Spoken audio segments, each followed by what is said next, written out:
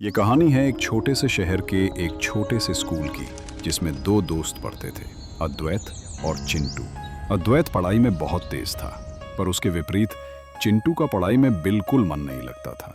Good morning teacher. जैसे ही master जी class के अंदर आते हैं, बच्चे घबरा जाते हैं, क्योंकि उनके हाथ में होता है उनके एग्जाम्स का रिजल्ट। और जो सबसे ज्यादा घबराया हुआ था वो था हमारा अपना चिंटू। अभी पता चलेगा किसकी मॉर्निंग गुड है और किसकी बैड है। मास्टर जी पेपर्स बांटते हैं। अपने अपने मार्क्स देखकर किसी के चेहरे पर खुशी तो किसी की आंसू और किसी का उतरा हुआ फेस बनता है। फिर मास्टर जी अद्वैत और चिंटू की तरफ मुड़ते हैं। अद्वैत, तुमने फिर से हर सब्जेक्ट में 90+ मार्क्स लाकर क्लास का हीरो बन दिखाया। सारे बच्चे अद्वैत के लिए तालियां बजाओ। अद्वैत ने फिर टॉप करके सबकी तालियां बटोर ली, पर चिंटू अपना चेहरा छुपाने में लगा था। पर मास्टर जी की नजर से भला कौन बच सकता है। और चिंटू, तुम सामने आओ। तुम फिर हर सब्जेक्ट में 0 लाकर बने हो क्लास के 0। 0 0 0। सब बच्चे चिंटू की हंसी उड़ाते हैं और दुखी होकर चिंटू वहां से भाग जाता है। लेकिन अद्वैत, जो चिंटू का सबसे अच्छा दोस्त है, उसे देखकर अंदर ही अंदर परेशान हो जाता है। चिंटू दुखी होकर एक पेड़ के नीचे बैठकर रोने लगा। तभी अद्वैत उसे खोजते हुए वहां आया। चिंटू, तुम रो क्यों रहे हो? सब मुझे 0 समझते हैं। समझने दो, पर तुम असली हीरो हो और ये बात सबको एक न एक दिन पता चल के रहेगी। उस रात अद्वैत को नींद नहीं आई। उसे चिंटू की उदासी याद आ रही थी।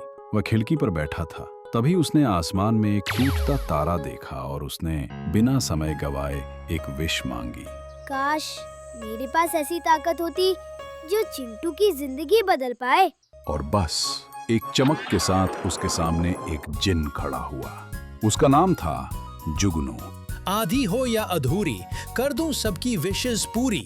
अद्वैत, तुम्हारी दुआ सुन ली गई है। मैं हूँ जुगनू, तुम्हारा अपना जिन। बताओ तुम्हें क्या चाहिए? क्या सच में तुम कुछ भी कर सकते हो? हाँ, बोलो क्या चाहिए? मुझे तुम्हारी मदद चाहिए मेरे बेस्ट फ्रेंड चिंटू को 0 से हीरो बनाने में। बस इतनी सी बात। मैं अभी उसका दिमाग बिजली से भी तेज कर देता हूँ। नहीं जुगनू, रुको। मैं किसी जादू से उसकी मदद नहीं करना चाहता, क्योंकि ये चीटिंग होगी। मैं कुछ ऐसा करना चाहता हूँ जिससे उसे अपने आप पर भरोसा हो सके कि वो 0 नहीं है। मुझे बस ये करने के लिए तुम्हारी मदद चाहिए। जुगनू ने अद्वैत की बात मान ली और दोनों ने मिलकर चिंटू की मदद करने की ठानी। अगली सुबह चिंटू और अद्वैत स्कूल गए। जुगनू भी इनविजिबल होकर उनके साथ स्कूल चला गया। स्कूल पहुंचते ही चिंटू के क्लासमेट रॉकी और उसके साथी चिंटू का मजाक उड़ा रहे थे। और मजाक उड़ाने में सबसे आगे था क्लास का बुली बॉय रॉकी। अरे 0, जरा मार्कशीट दिखा। अद्वैत के साथ रहेगा तो हमेशा 0 ही लाएगा। चिंटू चुप रहा, पर अद्वैत से ये देखा नहीं गया। रॉकी, तुम्हारे खुद के मार्क्स कितने आए हैं? रॉकी को मिले हैं 1/2। क्लास में सब हंस पड़े। देखा, रॉकी गुस्सा हो गया और चिंटू को धक्का देने के लिए उसकी तरफ बढ़ा। ये देख अद्वैत ने जुगनू को इशारा किया और जुगनू ने हल्का सा जादू कर दिया और रॉकी हवा में उड़कर खुद कुर्सी पर गिर गया। सब फिर से हंस पड़े, पर चिंटू फिर दुखी हो गया और वहां से भाग गया। अद्वैत और जुगनू उसके पीछे गए। चिंटू स्कूल के पार्क में जा रहा था, तभी उसके पीछे एक डॉगी पड़ गया और भौंकने लगा, जिसे देखकर चिंटू तेजी से दौड़ा।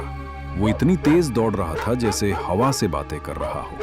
अद्वैत ने उसे भागते हुए देखा और उसके पास गया। चिंटू, तू कितनी तेजी से दौड़ता है, जैसे हवा। लेकिन जब पढ़ाई की बात आती है तो तुझे क्या हो जाता है?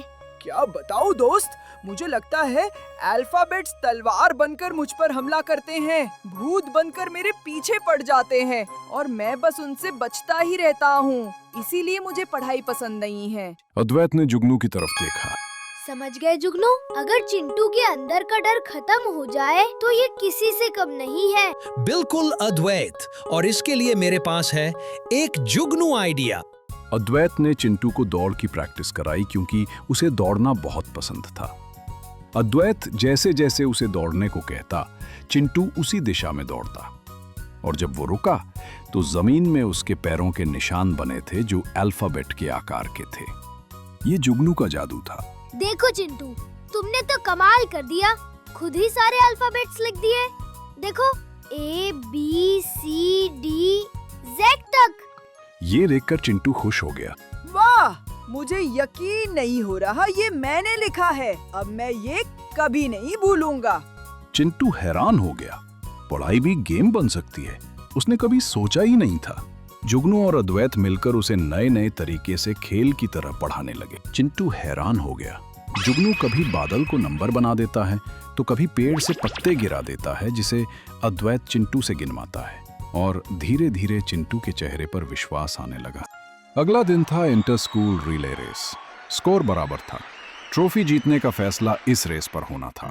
Rocky first, Golu second, Montu third और अद्वैत तुम लास्ट।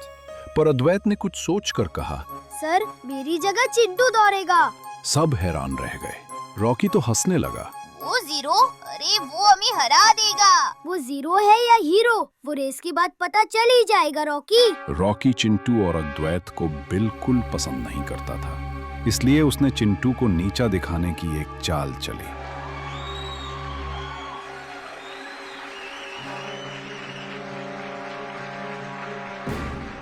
रेस शुरू हुई।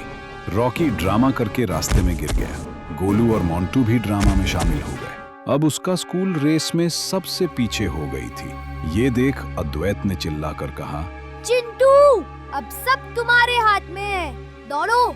चिंटू ने फिनिश लाइन देखी, लेकिन उसे वो भी मॉन्स्टर जैसी दिख रही थी, जो उसे देख 0-0 बोल रहा था। चिंटू डर गया और तभी जुगनू ने छुपके से एक डॉग बार्क साउंड बजा दिया। चिंटू ने सुनते ही रॉकेट की तरह दौड़ लगाई। एक बिजली की तरह वो लाइन पार कर गया और सब चीयर करने लगे। चिंटू, चिंटू। चिंटू को कंधों पर उठा लिया गया। उस दिन पहली बार उसने खुद को जीरो नहीं, हीरो महसूस किया। अगली सुबह फिर से मास्टर जी मार्कशीट लेकर आए। सर, पहले चिंटू की ही दे दो, वैसे भी जीरो ही होगा। चुप करो रॉकी। इस बार जो लास्ट आया है उसका नाम है रॉकी। मार्क्स 1 और चिंटू को मिले हैं 10 मार्क्स। देखा चिंटू, मैंने कहा था ना, जीरो को सही जगह रखो तो वो सबसे बड़ा हीरो बन जाता है। सब बच्चे हंस रहे थे, तालियां बजा रहे थे। अद्वैत और चिंटू ने एक सेल्फी भी ली। चिंटू ने अद्वैत की तरफ देखा और कहा, थैंक यू दोस्त, तुम ना होते तो मैं ये कभी नहीं कर पाता।